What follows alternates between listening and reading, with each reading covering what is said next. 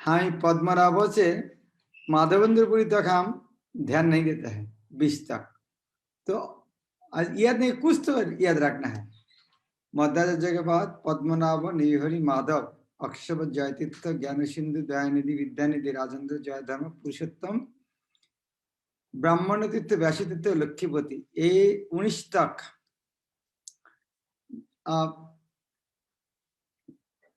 कुछ नाम तो याद करने की कोशिश करना है। उसके बाद लक्ष्मीपति, माधवेंद्रपुरी, ईश्वरपुरी और ईश्वरपुरी से चैतन्य महाप्रभु, चैतन्य महाप्रभु के बाद रूप सनातन, रघुनाथ जी, कृष्णास कविराज, नरसिंह, विश्वनाथ, जगन्नाथ, भरत, ठाकुर, गौर किशोर, भक्ति सिद्धांत, वेदांत स्वामी प्रभुपाद। तो ये बहुत महत्वपूर्ण है। हम एक बार पढ़ के जाते हैं, पढ़ के नहीं, कम से कम जब पढ़ेंगे 2-4 नाम याद करने का कोशिश भी करना चाहिए। ये हमें गर्वबोध करना चाहिए। जिस तरह मान लीजिए आप राजा का लड़का है, आपका दादाजी भी राजा थे, उनको पिता भी राजा थे, उनको पिता भी राजा थे, तो ये नाम याद नहीं रखेंगे आप? दूसरे को बोलने के लिए नाम याद नहीं रखेंगे? ठीक है, आपका दादाजी इतना बड़ा आदमी नहीं था, नाम भूल गया, कोई फर्क नहीं पड़ेगा।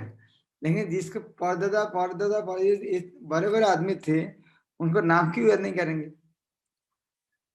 हाँ, ये तो परिचय देना, आदमी गर्वबोध करना चाहिए, हमारे परदादा इस तरह, इसीलिए उनका नाम जानना बहुत जरूरी है।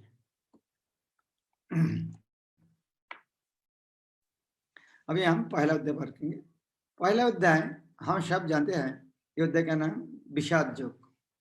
प्रभुपाद नाम दे कुरुक्षेत्र के युद्ध स्थल में सैन्य निरीक्षण। वास्तव में जो गीता अलग अलग गीता पढ़ेंगे उसका नाम है विषाद योग। और प्रभुपाद जब गीता गान लिखा है वहां पे नाम विषाद योग दिया है, लेकिन इंग्लिश में जब प्रभुपाद अनुवाद किया है तो ताकि इजीली आदमी समझ जाएगा, इसलिए नाम दिया है कुरुक्षेत्र के युद्ध स्थल में सैन्य निरीक्षण। भगवद गीता ये अध्याय में 46 श्लोक है, आधा 23 नंबर श्लोक तक वास्तव में युद्ध निरीक्षण है, और 23 नंबर श्लोक और 24 नंबर श्लोक से आगे जो है अर्जुन देखकर अर्जुन का शोक था, विषाद। वास्तव में आधा पहले आधा है कुरुक्षेत्र के युद्ध स्थल सैन्य निरीक्षण, और पिछले आधा है विषाद योग। तो दोनों भी बोल सकते, कोई समस्या नहीं। तो भगवद गीता का पठ में हम जानते हैं ये मध्य महाभारत का एक अंश है। तो यहाँ पर कुरुक्षेत्र युद्ध शुरू होने वाला था, तब धृतराष्ट्र ने संजय को पूछा, वहां से ये धृतराष्ट्र उवाच एक ही शब्द है, एक ही उवाच है, उसके बाद और धृतराष्ट्र वचन नहीं है, बाकी संजय, अर्जुन और कृष्ण का। तो ये प्रश्न पूछ रहा है, प्रभुपाद चाहते हैं हम श्लोक, शब्दार्थ, अनुवाद और तात्पर्य पर जिस तरह प्रभुपाद लिखा है उस तरह पढ़ना है।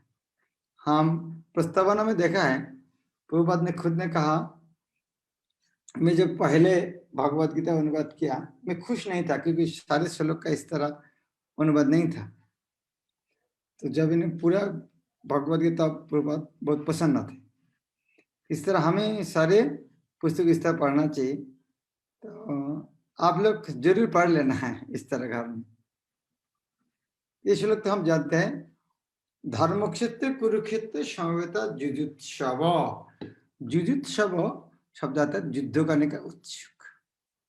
धर्मक्षेत्र कुरुक्षेत्र में युद्ध करने उत्सुक लिखा, मामो का पांडवश्चैव, मेरा पुत्र पांडव का पुत्र, किम अकुर्वत संजय। हाँ, या क्या किया?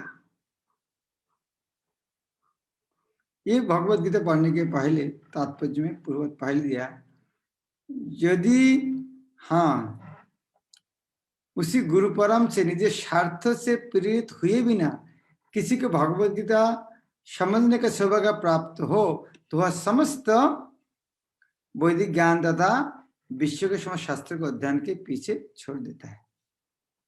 अर्थात प्रभुपाद दिया गीता पढ़ने के लिए पहले हमको सुझाव देते हैं हमें गुरु परम से ज्ञान प्राप्त करना चाहिए और निजी स्वार्थों से प्रेरित हुए, अर्थात एक भगवद गीता पढ़ने के समय हमारे मेंटल मेकअप हम क्या लेना चाहते हैं उस तरह नहीं, हम क्या चाहते हैं भगवद गीता वो नहीं है, भगवद गीता किसी को क्या देना चाहते हैं वह लेना है। पाठक को भगवद गीता में न केवल, और एक बात है, भगवद गीता क्यों पढ़ेंगे, क्योंकि वैदिक शास्त्र में जो कुछ है गीता के अंदर सब कुछ है। और उसके बाद प्रभुपाद इतने केवल नहीं, भगवद गीता कुछ भी है, कुछ चीज है वो दूसरा कोई पुस्तक भी है नहीं, इसीलिए भगवद गीता पढ़ना बहुत जरूरी है। और यह प्रभुपाद तात्पर्य में 2-4 जगह जोड़ दिया है। ये किम अकुर्वत संजय, प्रभुपाद अलग अलग लेक्चर में इसको बहुत बार जोड़ दिया है। क्या किया अर्थात जब दोनों पक्षों में युद्ध करने के मिलित हुआ है, क्या अर्थ क्या है, अब यदि बोले फुटबॉल खेलने के गया दोनों पक्षों में, अभी क्या कर रहा है, इसको अर्थ क्या है, इसको अर्थ जो भी बोलेंगे अभी दोनों जो फुटबॉल फील्ड में गया है अभी क्या किया, यदि इस तरह प्रश्न आता है इसको अर्थ तो नहीं होना की संभावना है। खेलने के लिए किया तो खेल रहा है, तो युद्ध करने के लिए क्या, युद्ध करने में क्या कर रहा है, इसका अर्थात धृतराष्ट्र के मन में थोड़ा संदेह था, युद्ध नहीं भी हो सकता। इसलिए प्रभुपाद जो गीता ज्ञान लिखते हैं, इसके अंदर नहीं श्लोक के अंदर, लेकिन प्रभुपाद गीता ज्ञान में श्लोक लिखते हैं, तो वह प्रभुपाद लिखते हैं धृतराष्ट्र जिज्ञासाय संदिग्ध हृदय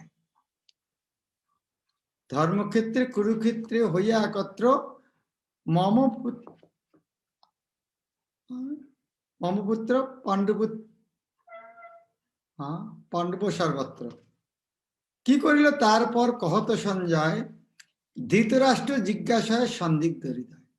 धृतराष्ट्र का मन में डाउट, क्या हुआ ये क्यों अकुर्वत संजय, प्रभुपाद ने अनुवाद किया ये संदेह है, वो युद्ध भी नहीं भी हो सकते, क्योंकि धृतराष्ट्र इतना अंधा था ताकि वो उनका डर था, क्योंकि मेरा बच्चा तो बहुत बदमाश है, लेकिन कुरुक्षेत्र धर्म क्षेत्र जाने को उनका हृदय यदि परिवर्तन हो जाएगा वो भी अच्छा आदमी बन जाएगा, और ऑलरेडी तो पांडव लोग अच्छा आदमी है, फिर युद्ध नहीं होगा, मिल हो जाएगा तो फिर मुश्किल हो जाएगा, तो वो नहीं चाहते हैं इसको युद्ध बंद नहीं हो, इसलिए उनका डर था क्या युद्ध हुआ शुरू हुआ कि नहीं, इस तरह टेंशन उनका।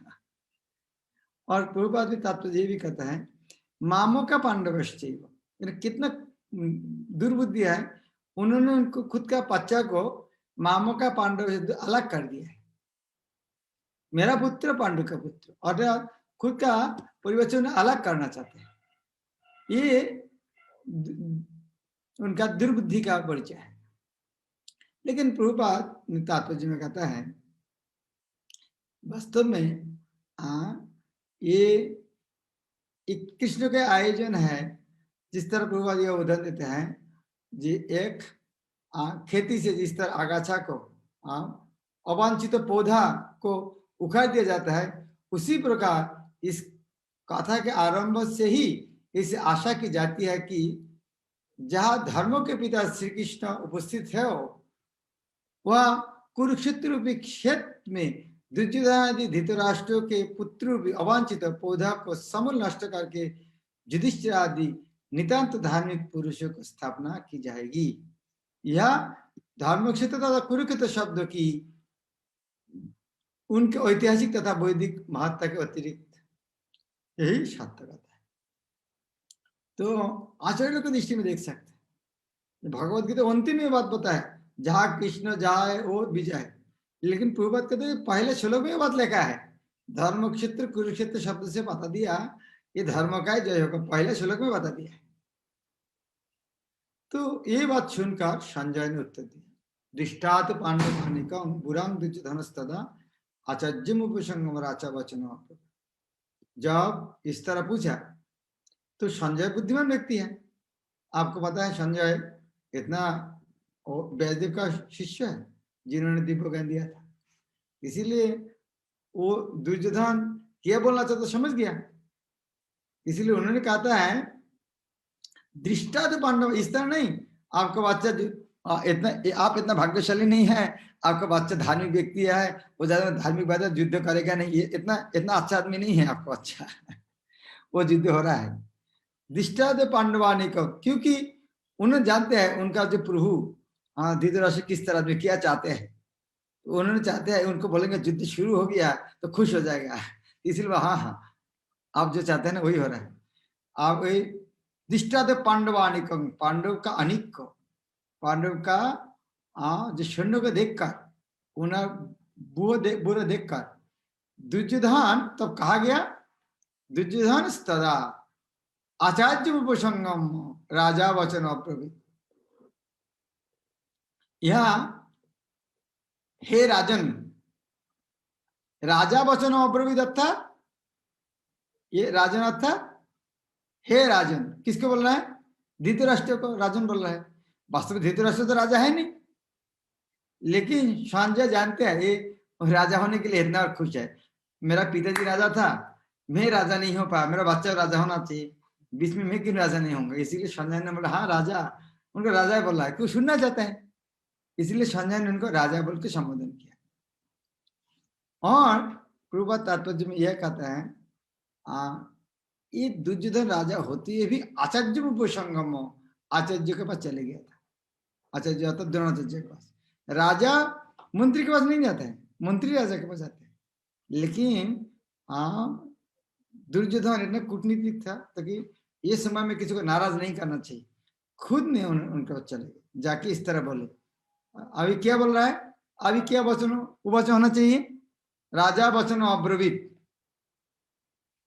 हे राजन, अभी दुर्योधन द्रोणाचार्य को आके बोलने लगे, अभी किसको वचन होना चाहिए, दुर्योधन उवाच लेकिन गीता में दुर्योधन को वचन नहीं होना चाहिए, इसीलिए दुर्योधन का बात संजय ने बोल रहा है बात युद्ध भी वो दुर्योधन का ही बात है, लेकिन दुर्योधन को वचन दिया नहीं व्यासदेव ने, उससे आदमी को वचन नहीं होना चाहिए गीता के अंदर, दुर्योधन बात बोल रहा है।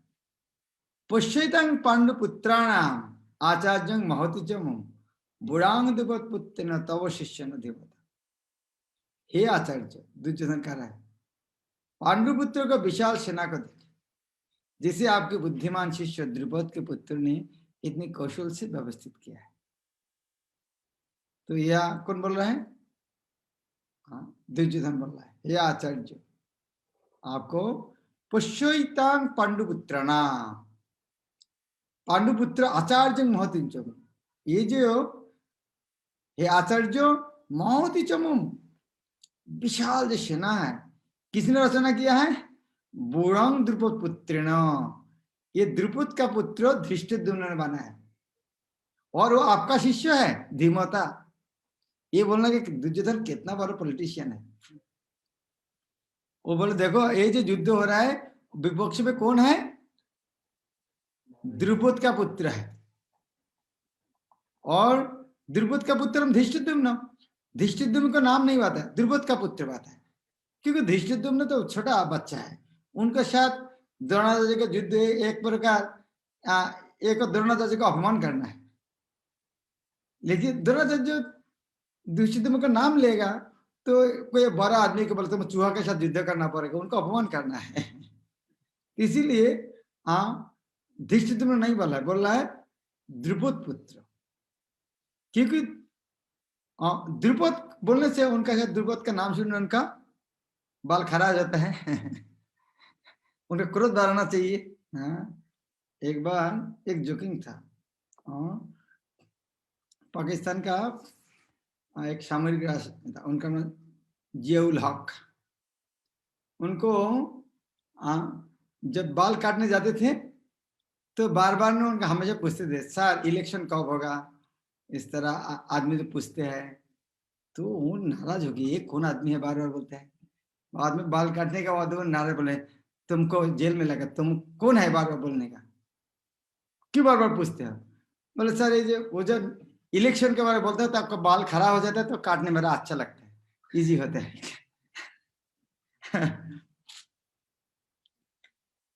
तो किसको कौन बात बोलना चाहिए वो समझना चाहिए। इसलिए दुर्योधन ने उनको द्रुपद पुत्र कहा है, द्रुपद पुत्र। क्यों? क्योंकि आप प्रभुपाद दिया करते हैं दुर्योधन एक अच्छा कूटनीतिक है। उनका गुरुदेव को दिक निर्देश कर आप क्या गलती किया है। क्या आप जानते थे द्रुपद ने एक यज्ञ किया है, उस यज्ञ में जो लड़का उत्पन्न हुआ है धृष्टद्युम्न, वो आपको मारेगा। आपने उनको फिर अस्त्र शिक्षा दे शिष्य में ग्रहण किया। आप तो उदारता देखा, महानता देखा है, लेकिन आज देखो आपके युद्ध के सामने वही है आपको युद्ध में। तो युद्ध हमारे साथ नहीं है, आपका साथ युद्ध हो रहा है। तो विपक्ष में धृष्टद्युम्न है, अर्थात इसका जन्म हुआ है आपको मारने के लिए। तो आप जो एक गलती किया है उनके शिष्य रूप में आपको शिक्षा दिया है।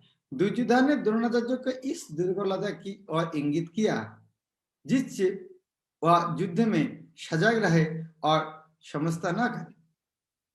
इसके द्वारा वह द्रोणाचार्य को यह भी बताता है, चाह रहा था कि कहीं वह अपने प्रिय शिष्य पांडव के प्रति युद्ध में उदारता ना देखा बैठी। ऑलरेडी एक बार गलती किया है, अभी उन सब उनके शिष्य है, तो शिष्यों के कारण भी दुर्बलता दिखाएंगे। विशेष रूप से अर्जुन उसका अत्यंत प्रिय एवं तेजस्वी शिष्य था। दुर्योधन ने यह भी चेतावनी दी कि युद्ध में इस प्रकार की उदारता से हार हो सकते हैं। और उसके बाद दुर्योधन ने द्रोणाचार्य कहने लगे अत्र शूरा महर्षि। ये शूरा शब्द थोड़ा देख लेना, ये शूरा शक्कर वाला स जब होता है उसका शूरवीर बोलते हैं, और सरलता का स होता है तो देवता हो जाते हैं। शूरा और शूरा, शूरा तो शूरवीर योद्धा। अत्र शूरा महेशाशा, महा ईशु आशा अर्थात ईशु अर्थात धनु, धनुष। तो महेशाशा धनुर्धारी, महाधनुर्धारी। तो अत्र शूरा महेशाशा, यहाँ पर भीमार्जुन समझित, भीम अर्जुन की तरह इससे शक्तिशाली है। और यह से पता चलते हैं दुर्योधन भीम को कितना डरते थे। बोल देखो भीम के तरह अर्जुन के तरह बहुत बहुत योद्धा है, जो जिसको डरते ना वो छुपा नहीं सकते, मुंह में आ जाएगा, कोई डायरी कभी ना कभी आ जाएगा। बहुत बहुत सैन्य है भीम अर्जुन की तरह। और युयुधान विराट से द्रुपद, यह सरकार युयुधान विराट द्रुपद इस तरह बहुत बहुत महारथ। इतना ही केवल नहीं है, धृष्टकेतुष्टकितान काशी राजुष्य विद्यमान पुरुजित कुंती भोजश्च शैवश्च नरकम। धृष्टकेतु, चकितान, काशीराज, पुरुजित, कुंती भोज, इस तरह नरपुंगव, पुंगव माने श्रेष्ठ वीर, नर मनुष्य, नरपुंगव अर्थात शक्तिशाली योद्धा। और कौन कौन है? युधामनुष्य विक्रांत उत्तम ओजस्य विद्यमान सौभद्र द्रौपदेश्च सर्वैव महारथा। और कौन कौन है? पराक्रमी युधामन्यु, अत्यंत शक्तिशाली उत्तमौजा, सुभद्रा का पुत्र तथा द्रौपदी के पुत्र, ये सभी महारथी थे। इस तरह विपक्ष बोलने के बाद अभी खुद का पक्ष का नाम दे रहा है। हमारे पक्ष में कौन कौन है? अस्माकंतु विशिष्ट जे तन निबध है द्विजोत्तम, हे द्विजोत्तम आप तन निबोधो, आपका ज्ञातार्थ, आपका अवगति के लिए मैं अस्माकंतु हमारे पक्ष में जो है विशिष्ट स्पेशल है, सबको नाम लेना मुश्किल है, उनका मैं नाम बताता हूँ। नायक का मम शून्य संगार्थता, संगार्थतान, आप संगार्थ अर्थात आपका ज्ञातार्थ, आपका सूचना के लिए मैं उनका नंबर। कौन कौन हमारे पक्ष में है? एक है भवान भीष्मश्च कर्णश्च कृपंज, भवान भवान आप, ये है हाँ 231 का फॉर्मूला है। 231 का फॉर्मूला जानते हैं? हाँ सेकंड पर्सन का पढ़ने वाले या आप, आपका नाम आप, उसके बाद थर्ड पर्सन उसका खुद का। तो इसीलिए पहले द्रोणाचार्य बोला पहले आप। और एक दूसरा कारण भी है, कारण है क्योंकि भीष्मदेव क्षत्रिय है और द्रोणाचार्य ब्राह्मण भी है, इसीलिए वो विचार में द्रोणाचार्य का नाम पहले बताना भी अच्छा है। भगवान भीष्म कर्ण कृप, इस तरह समितिंजय सदा संग्राम विजयी कौन कौन है? अश्वत्थमा विकर्ण समुद्रती बहुत, और अन्य च बहुबसुरा मदत्थ त्यक्त जीविता। इस तरह बहुत बहुत वीर है मेरे लिए प्राण देने के लिए आया है। तो आचार्य जी लोग कहते हैं माता सरस्वती ने उनके मुख से साफ बात निकाला है। यह कहता है मद अर्थ त्यक्त जीता, मेरे के लिए मरने के लिए आया है, मेरे लिए प्राण देने के लिए आया है। इसको वास्तव में सही है। ये बात तो बोलते हैं देखो मेरे लिए प्राण देने के लिए तैयार है, अर्थात मेरा प्रति कितना सरेंडर शरणागत है, वो बात सही। लेकिन यह अर्थ है तो मेरा पक्ष में जो आया है सब मरने के लिए आया है। मद अर्थे त्यक्त जीविता, मद अर्थे मेरे लिए, त्यक्त जीविता जीवन त्याग करने के लिए। और आलतू फालतू आदमी नहीं है, नाना शस्त्र प्रहरणा सर्व युद्ध विशारद, नाना शस्त्र विशारद युद्ध विशारद, और सारे अस्त्र में बहुत एक्सपर्ट है। और अपर्याप्त तदास्माकम बलम भीष्माभिरक्षितम पर्याप्तम तो इदमित शाम बलम भीम अभिरक्षितम। यह बोलते हैं पर्याप्तम तदस्म अपर्याप्तम। ये पर्याप्त और अपर्याप्त शब्द थोड़ा कभी कभी गोलमाल हो जाता। पर्याप्त शब्द अर्थ क्या है? पर्याप्त अर्थ सफिशिएंट, पर्याप्त। और अपर्याप्त अर्थ, अपर्याप्त अर्थ यह अर्थ अपर्याप्त है, पर्याप्त नहीं है, अपर्याप्त पर्याप्त नहीं है, सफिशिएंट नहीं है। लेकिन तो और एक जिस तरह हम देखते हैं ना अमूल्य संपदा कहते हैं, अर्थ अमूल्य संपदा अर्थ जिसका मूल्य नहीं है। लेकिन अमूल्य और एक होता है जिसकी कीमत नहीं दे सकते, अमूल्य।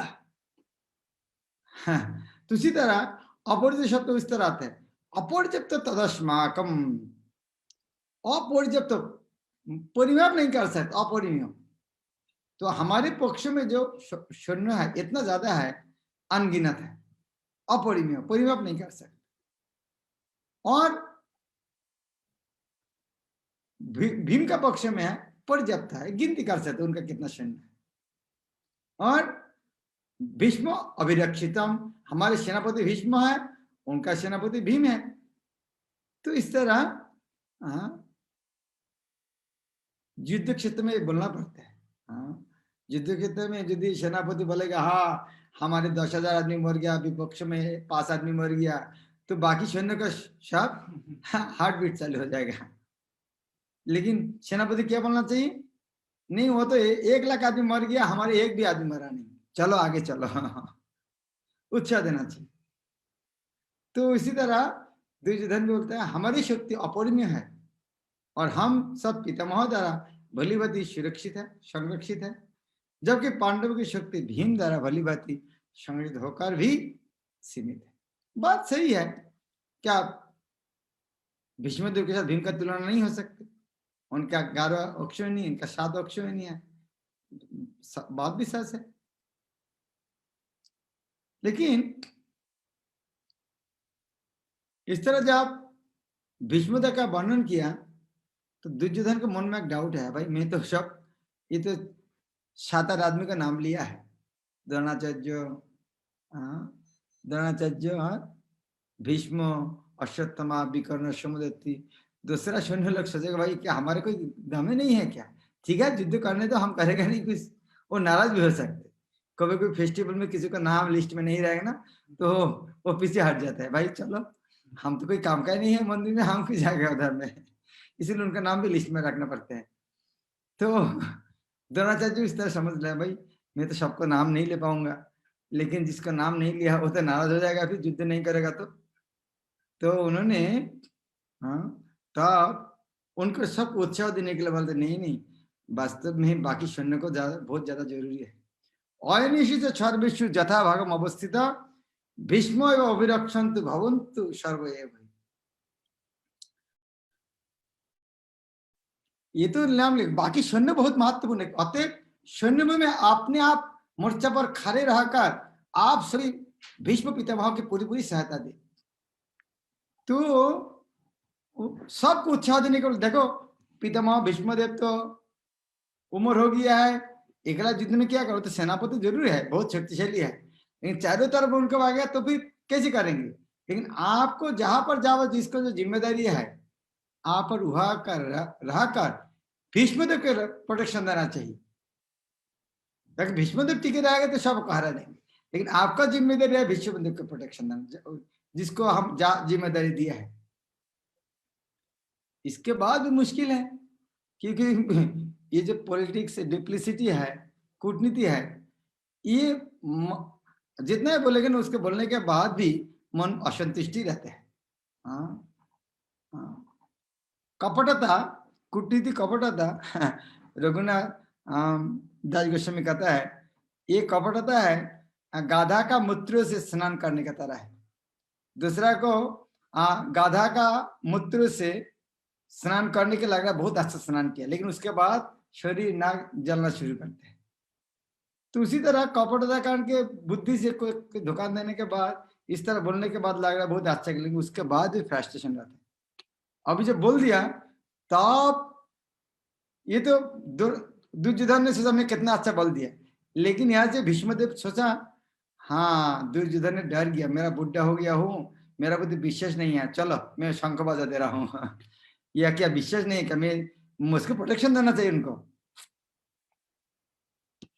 इसीलिए तब तस्य संजानयन हर्ष कुरु विद्ध पितामह सिंहनाद विनोद शंखंद प्रताप।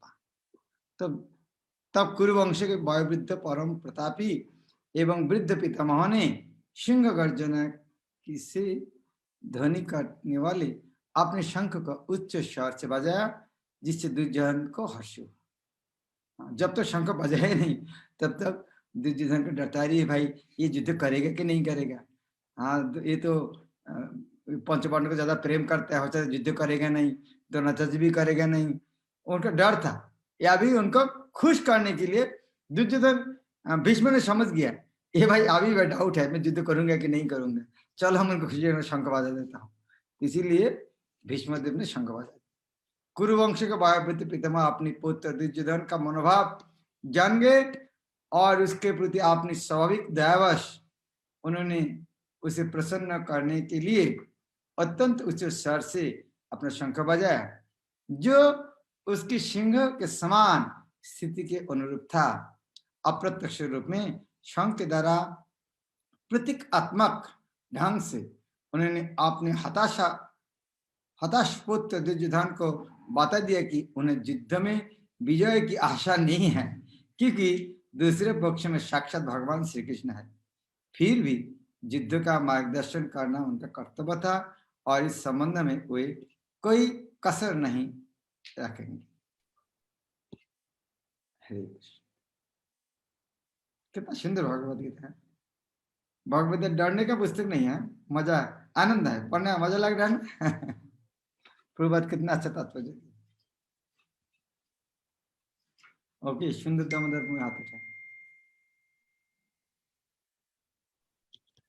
हरे कृष्ण महाराज, धन्यवाद, प्रणाम। महाराज, मेरा उत्सुकता है जानने के लिए कि भगवत गीता सुनने के बाद धृतराष्ट्र का क्या रिस्पांस रहा।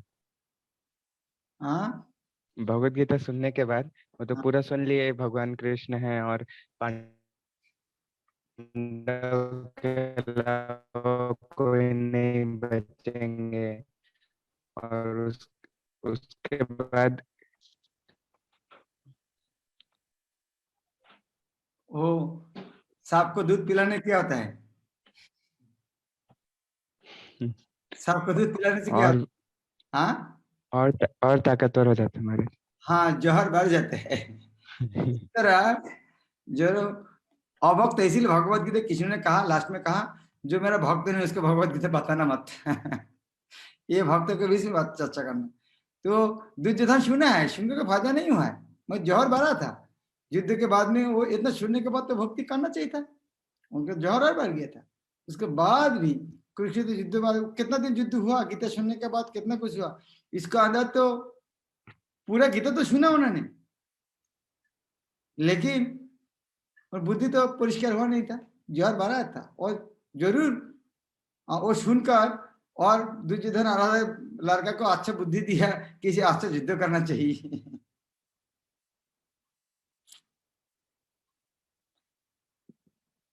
भगवत गीता में इस तरह बार बार बोलते हैं कि ज्ञान प्राप्त करने के लिए विद्वेष भाव दूर करना चाहिए, भक्त भाव होना चाहिए। भक्त भाव नहीं होगा तो सुनने के बाद भी फायदा नहीं होगा। इसलिए हमें भी मेंटल मेकअप इस तरह होना चाहिए। भगवत गीता जब भक्त होकर नहीं सुनेंगे, हाँ पूर्वात लिखते हैं, शिष्य हो या करे जे गीतार श्रवण, ये गीता पाठ करने के समय हमें शिष्य बनकर सुनना चाहिए। कृष्ण है परम पुरुष भगवान, कृष्ण भगवान और उनका गुरु प्रतिनिधि गुरु है, हमारे गुरु, उनके माध्यम कृष्ण हमको उपदेश दे रहा है, हम उनके शिष्य है। ये मनोभाव लेके नहीं सुनेंगे तो भगवत गीता समझ में नहीं आएगा। शिष्य हो करे जे गीतार श्रवण खुशी घुचिल, हाँ संसार बंधन, एक और शब्द है संसार बंधन। ओके। यस महाराज, थैंक यू महाराज। और महाराज इसमें जैसे मैंने सुना है कि ऐसा कि धृतराष्ट्र जो है उनको पता था कि कृष्ण भगवान है, पर क्योंकि वो युद्ध नहीं कर रहे हैं तो वो जीत सकते हैं, मतलब दुर्योधन के पार्टी जीत सकती है कि कृष्ण युद्ध नहीं कर रहे हैं। ऐसा भी सही है क्या महाराज? ऐसा पता था उनको हाँ, धृतराष्ट्र? लेकिन देखो भगवान, भगवान रूप में कंसेप्शन, भगवान तो बहुत के भगवान मानते हैं, लेकिन भगवान कौन है? कृष्ण को भगवान मानते हैं, लेकिन वो भगवान, भगवान शब्दों का डेफिनेशन किसी पता नहीं है। वो भी हो सकते, कृष्ण को भगवान को मानते हैं लेकिन भगवान का डेफिनेशन पता नहीं हो सकता उनका, भगवान किसी कहते हैं। हो सकता उनको मानते हैं योद्धा रूप में माना था। और समझ में देखा है जब शंभु को बंदी बना लिया था बलराम आके, देखा वो देखा है सब उनकी शक्ति, उसके बाद भी नहीं समझते। महाराज थैंक यू महाराज। हरे जय श्री। हरे कृष्ण महाराज, दंडवत प्रणाम। महाराज मेरा क्वेश्चन कल की क्लास से था कि जैसे कल भगवत गीता में आया था कि जो मन है हमारा वो भटकता रहता है, मतलब हम भक्ति करते हैं तो भागता है। तो मेरे साथ भी कभी कभी ऐसा होता है, तो मतलब रोज ही होता है, तो क्या करना चाहिए? अभ्यास, भगवत गीता में कहता है, हाँ अभ्यास कौन वैराग्य, ये होते हैं सबको साथ होता है। भगवत गीता में वही शिक्षा देते किस तरह मन को नियंत्रण कर सकते, मन को कैसे बंधु बना सकते। कृष्ण उपदेश देता है अभ्यास करना। क्या अभ्यास करना?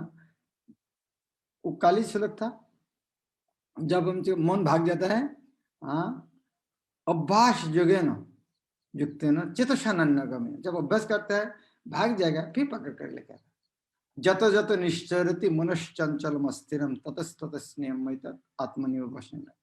इस तरह होता है, हम जब करने के पर मन भाग गया बैठ के, फिर पकड़ कर लेके आना चाहिए। ये अभ्यास करना पड़ेगा, हर जगह में अभ्यास करते होते हैं। यस महाराज, थैंक यू महाराज। मुकुंद मुरारी। धन्यवाद प्रणाम महाराज। हरे कृष्ण। महाराज लास्ट के श्लोक के तात्पर्य में अभी आपने पढ़ा था कि वो शंख बजाकर वो ये बता दिया दुर्योधन को कि जीत होने का कोई गुंजाइश नहीं है क्योंकि उधर भगवान है। तो शंख बजाने से कैसे लगेगा कि जीतने का गुंजाइश नहीं है? वो हमको समझ में नहीं है, पूरी बात के समझ में आया है।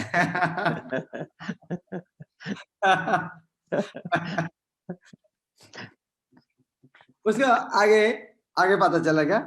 आगे जे शंख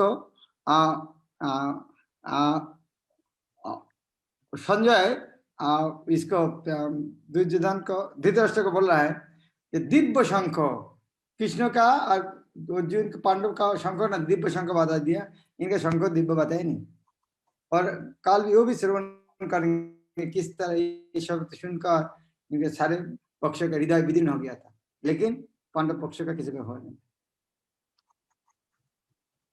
ठीक है, थैंक यू। हरे कृष्ण। हरे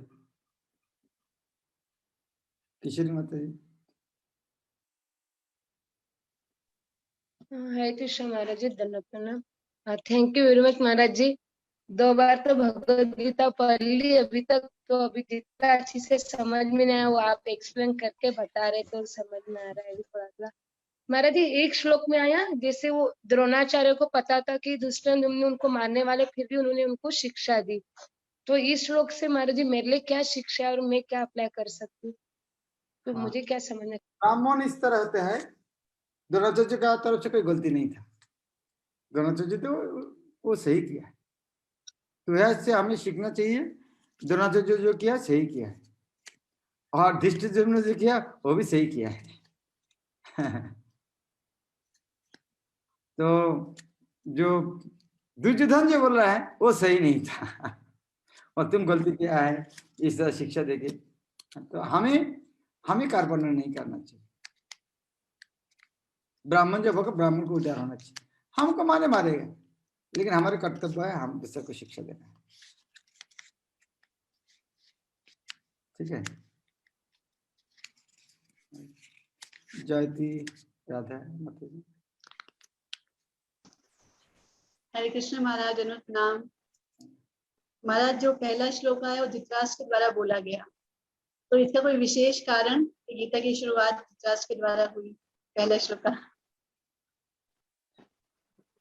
तो आपको प्रश्न किया, बोले धृतराष्ट्र वैसे से गीता क्यों चालू हुआ?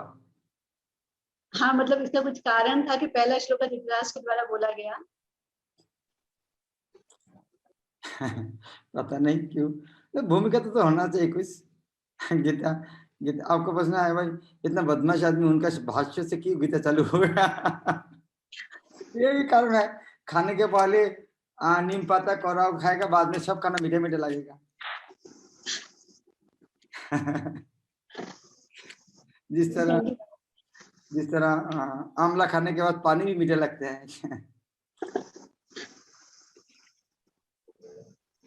अच्छा लोग मैं शुक्र नहीं क्यों वो दुर्योधन का दिया है उदाहरण, क्यों भाई उनका नाम नहीं होता तो अच्छा होता था। ये प्रसंग में होना चाहिए, कहाँ से पटभूमि क्या है, गीता कैसे चालू हो रहा है, उसी भूमिका तो होना ही चाहिए, कहाँ से चालू हो रहा है, क्यों गीता उपदेश क्यों दे रहा है, युद्ध क्यों चालू हुआ है। और बस ये तो हम पूछेंगे आदमी कृष्ण ने उपदेश दिया उधार में, किसने सुना है, कैसे सुना है, तो भूमिका तो आदमी से तो पूछेगा ही। ये कुरुक्षेत्र में जब अर्जुन को उपदेश दिया कृष्ण, इन्हें सुना किसने लिखा फिर बात में, तो जरूर ये प्रसंग तो तरफ भूमिका तो होना ही चाहिए। ठीक है, मनो चेतन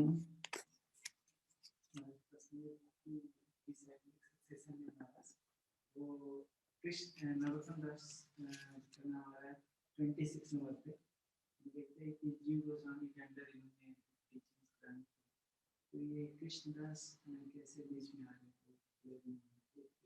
दूसरा क्वेश्चन कि ब्रैकेट्स में जैसे थिंकिंग पे लिखा हुआ है नित्यानंद ऊपर, उसके बाद लॉर्ड चैतन्य, तो उसको कैसे समझें?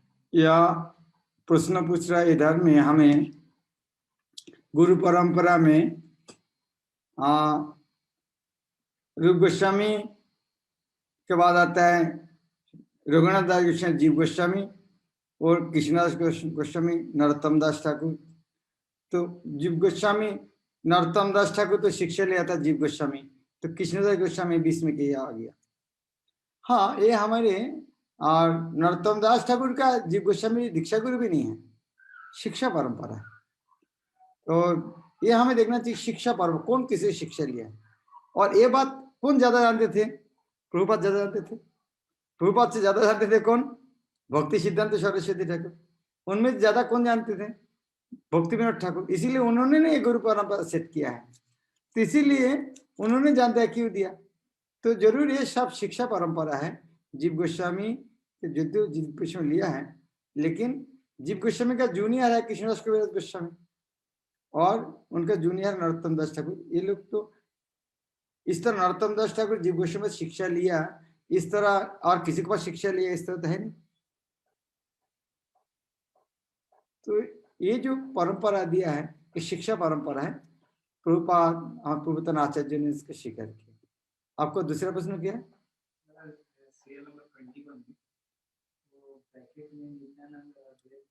हाँ, 21 नंबर में ईश्वरपुरी का ब्रैकेट में नित्यानंद अद्वैत है। हाँ, तो ये नित्यानंद अद्वैत ये ईश्वरपुरी का गुरु भाई माधवंदपुरी का शिष्य है।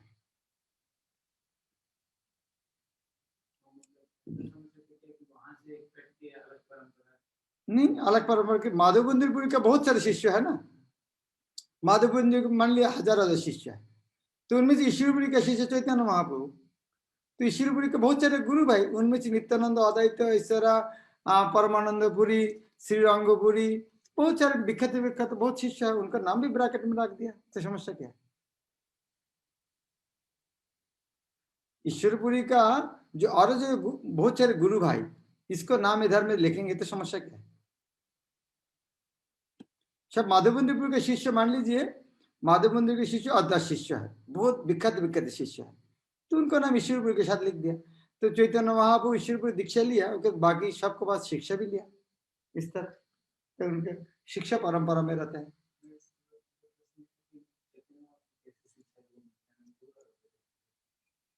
उस तरह तो शिक्षा साथ में रहने से शिक्षा अलग करके शिक्षा लेना क्या जरूरत है? शिक्षा अलग करके शिक्षा लेना क्या जरूरत है? महाप्रभु जब थे अद्वैत आचार्य गुरु को वयोज्येष्ठ गुरु पे मानते थे, माधवंदपुर के शिष्य इसीलिए गुरु पे मानते थे। गुरु में मानने के अलग करके दीक्षा लेना जरूरत नहीं। जिस तरह हम इस्कॉन में है, हमारे सीनियर भक्त लोग हैं, हम लोग गुरु में श्रद्धा करते, तो अलग करके दीक्षा लेने की जरूरत नहीं। हमारे गुरु वर्गों का, हमारे गुरुदेव का जो गुरु भाई अलग अलग सीनियर भक्त है, वो हमारे शिक्षा गुरु है, तो उनके लिए अलग कर दीक्षा लेना जरूरत नहीं। शिक्षा तो कितना बार शिक्षा ले रहा है, कितना कुछ शिक्षा मिल रहा है, कितना बार उनका क्लास सुनते हैं, उनका क्लास सुन के हमारे जीवन में कितना कुछ परिवर्तन हुआ है। आज जीवन में जितना कुछ कर रहा है, उन लोगों को शिक्षा मुख से उपदेश आचरण इसके माध्यम कितना कुछ सीखा है, तो वो लोग हमारे शिक्षा गुरु नहीं है। केवल हमें गुरुदेव के पास शायद सीखा नहीं, अलग अलग वैष्णव से कितना कुछ सीखा है, तो सब हमारे शिक्षा गुरु है।